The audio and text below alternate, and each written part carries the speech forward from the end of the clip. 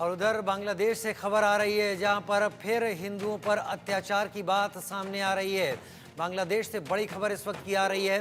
नाटोर महासोन मंदिर में पुजारी की हत्या पर बांग्लादेश का बयान सामने आया कि पुजारी की मौत का हिंसा से कोई संबंध नहीं है। मारा गया व्यक्ति पुजारी नहीं था। डकैती की कोशिश के चलते इस शख्स की हत्या की गई। बांग्लादेश के पास एक और वजह आ गई इस हत्या की भी। बांग्लादेश ने यह भी नकार दिया कि ये पुजारी नहीं था, ये तो कुछ और था। लेकिन कोई भी था, अगर वो हिंदू था तो हिंदुओं के खिलाफ अत्याचार की पुष्टि ही होती है और इसको लेकर बांग्लादेश सरकार कटघरे में जरूर खड़ी होती है।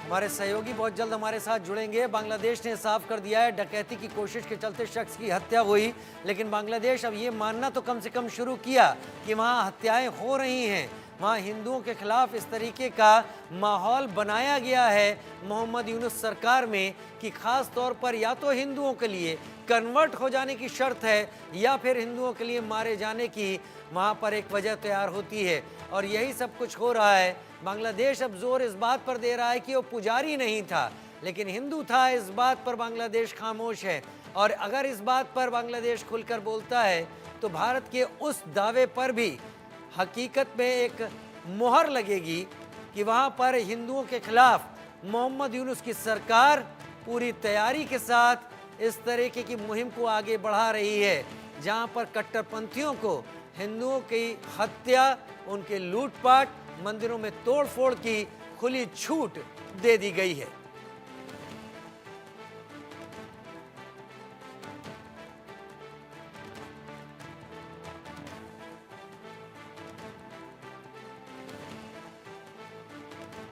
नाटोर महासोन मंदिर में पुजारी की हत्या हुई हरकतों से बाज बांग्लादेश इसलिए नहीं आ रहा है कि बांग्लादेश इस बात पर जोर दे रहा है कि मारा गया व्यक्ति पुजारी नहीं था, लेकिन मारा गया व्यक्ति वहाँ के हिंदू समुदाय का था। इस पर बांग्लादेश खामोश है क्योंकि ये बात स्वीकार करते ही इस बात पर भी मोहर लगेगी कि बांग्लादेश में हिंदुओं के खिलाफ एक सोची समझी साजिश और हिंसा की जा रही है और बांग्लादेश अपने उस चेहरे को फेल होते हुए देखेगा दुनिया के सामने जो मोहम्मद यूनुस की मुस्कान में अब तक उसने दुनिया के सामने रखा हुआ है।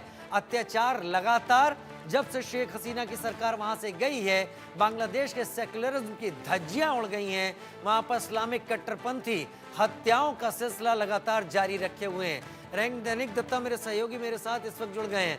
रैनिक, तो बांग्लादेश अब इस बात पर जोर दे रहा है कि वो शख्स मारा गया वो पुजारी नहीं था, लेकिन इस पर चुप हो जाता है कि वो क्या हिंदू था।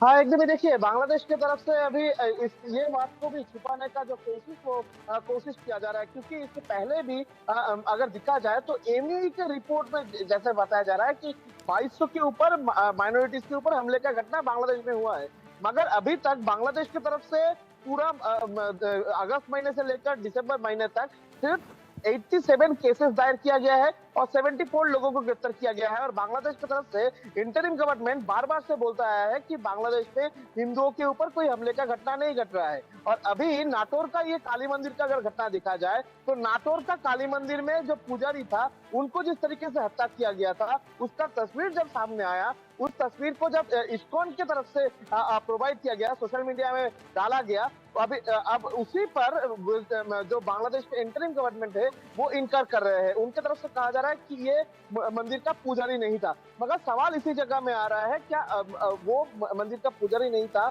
मगर क्या वो हिंदू नहीं था?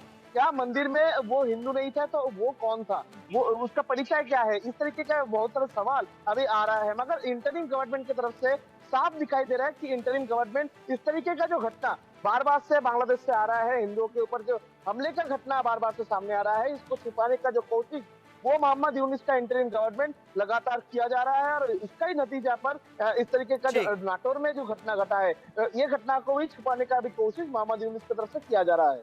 और वो इसलिए किया जा रहा है कि दुनिया में जो बेइज्जती और किरकिरी हो रखी है उससे किसी तरीके से बचा जा सके, लेकिन इस बात से इनकार नहीं किया जा सकता कि हत्याएं हो रही हैं और मोहम्मद यूनुस की लीडरशिप में ये सब कुछ किया जा रहा है। बहुत शुक्रिया रैनिक मेरे साथ जुड़ने के लिए।